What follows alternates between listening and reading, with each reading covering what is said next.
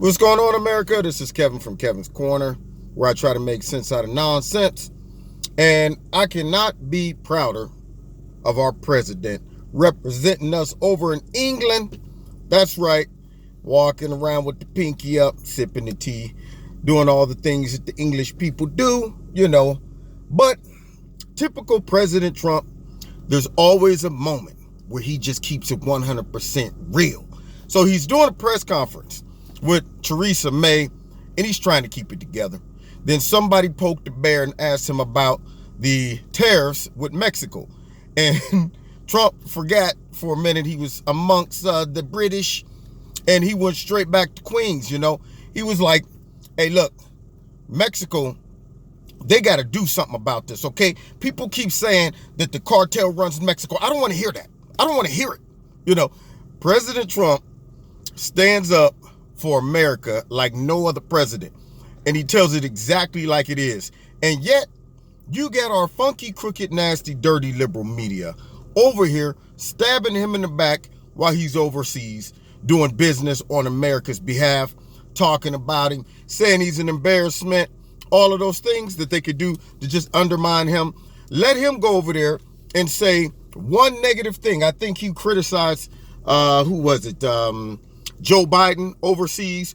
This is unpresidential. I can't believe he went over there and he badmouthed, Joe Biden over on foreign land, on foreign soil.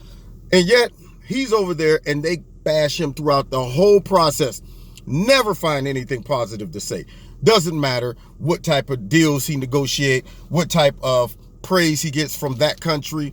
Our own people over here in the liberal media are stabbing him in the back. And that goes to show that they are 100% committed to destroying this president. They have picked a side, and there's no turning back. There's no fair treatment or assessment. They are all the way in with demonizing the president. Nothing he can do would make them go, now that was all right. That was okay. I got to give it to him. That was nice. No, they can't even give him that.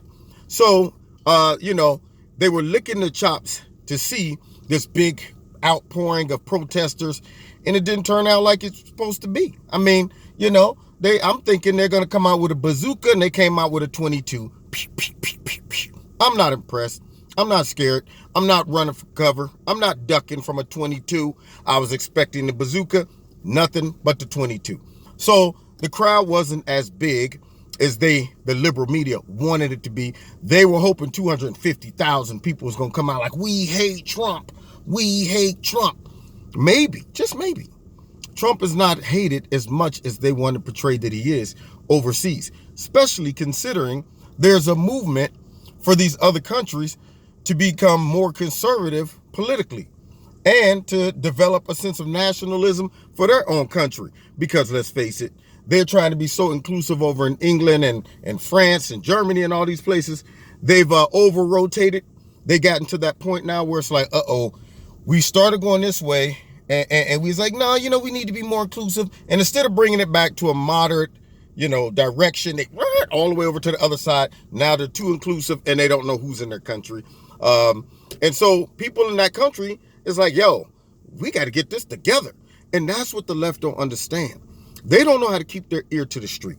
They don't know how to listen to what's going on in the minds and the hearts of common Americans or British people or German people, sitting back listening to them versus telling them how they should think. They're sitting back saying, you guys need to accept what leadership comes up with. If we decide to drop a whole bunch of illegal immigrants right in your neighborhood, shut up and like it. Because if you don't, you're racist, and your hatred is deep within you and all this stuff. Versus saying, how do you feel about us dropping 250,000 immigrants in this country overnight? I'm quite sure the average person would say, wait a minute, pump the brakes. But that's the problem with the elite. That's the problem with the left. The assumption that everybody embraces their values.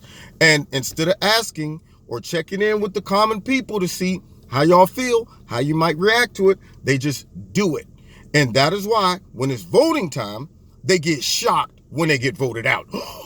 How could they vote us out? These people must all be racist. Surely, with our good heart and our great intentions, why would they do this to us? Well, because you don't listen.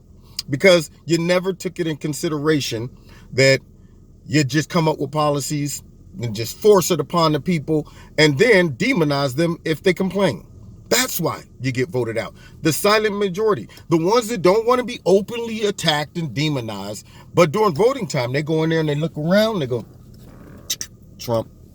And that's what's going to happen in 2020. So go ahead, liberal media, Democrats, keep sticking the knife in the president's back while he's overseas, talking about him while the ball keeps rolling. That's all that's happening right now. The ball is rolling, and eventually they're all going to get ran over. Anyway, you've been listening to Kevin and Kevin's Corner. Check me out Wednesday night, 7:30 on YouTube, my live radio blog talk show, and I go live on YouTube 7:30 every Wednesday.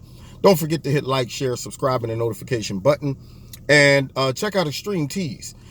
They dropped some new patriotic gear on me. I'm loving it. That's right. So check it out. The link is in the bottom. If you like something, put my name in the promo code Kevin. You'll get a 20% discount. And if you want to donate to Kevin and Kevin's Corner, feel free. There's a link in the bottom to do that as well. And we will see y'all next time in Kevin's Corner. Oh, and you can find me on Facebook and the Twitter. God bless. See you next time in Kevin's Corner.